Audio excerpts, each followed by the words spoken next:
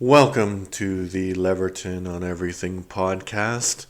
I'm Leverton, and this is everything. So there's two rules to this podcast.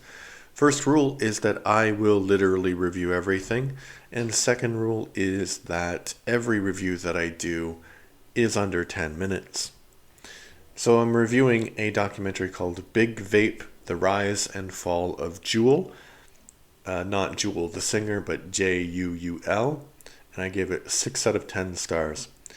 If you're wondering why vaping became so popular, you should check out this documentary series. The answer to that question is a combination of an altruistic mission to try to get people to stop smoking and one of the biggest social experiments of a generation. Honestly, probably multiple generations. The style of the documentary is a bit questionable. There are gratuitous scenes of animation interspliced with talking head interviews, and one lady who seems far too enthusiastic about many of her talking points, including teenage deaths and the ultimate futility of life as a member of Gen Z. I think its message is an important one. I personally wonder what the results of this experiment will be in 20, 30, or 50 years. Will we see an entire generation of people wiped out by cancer? Or will consuming nicotine in high amounts have no adverse effects?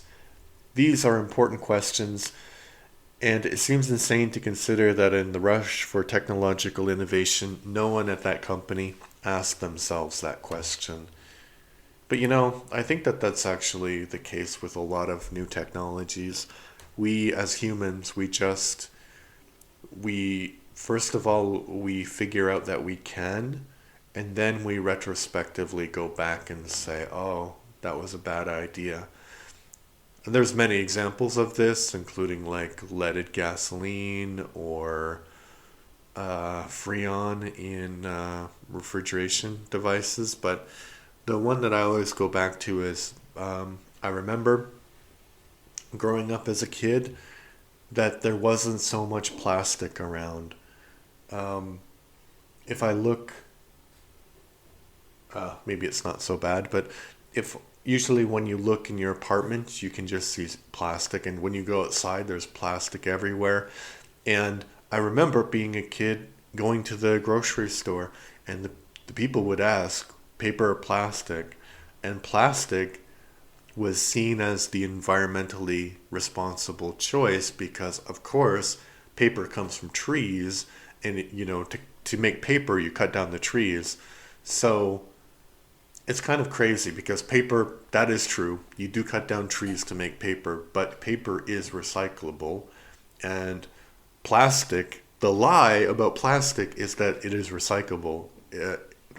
Like 90% of plastic is not recyclable. Recyclable, that's a hard word to say. Recyclable. Yeah, so Juul is kind of the same thing. And it's kind of a tragedy because I was talking to my daughter the other day, and we were talking about smoking, and I just said, people used to smoke everywhere, because I forgot why it came up, but generally, I said, yeah, in my high school there was like a smoking area, and the teachers would be smoking with the kids outside, and she's like, wasn't that illegal for kids to be smoking at that age? And I'm like, yeah, but everybody did it. Not everybody, a lot of people did it. So I think we went from that when I was a teenager, and when I was maybe about 10 years ago, so in my 30s, like no one smoked. No one smoked at all. No one smoked, no one vaped because vaping wasn't popularized then, and then Juul came along and popularized vaping. So then suddenly more people are vaping and more people are smoking, and it was like the social progress had been lost.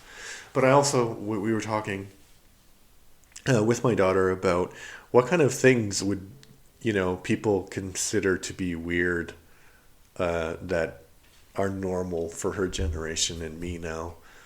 And we kind of concluded that, like, oh, you were letting children drink Coca-Cola? How could you? Maybe something like that. All right, speaking of my children, I have another child, and we have a podcast together called the Everything and More Etc. podcast. In first season, we review animated series. So it's quite good. I like it. We have a good time. So please check it out. Thanks and bye.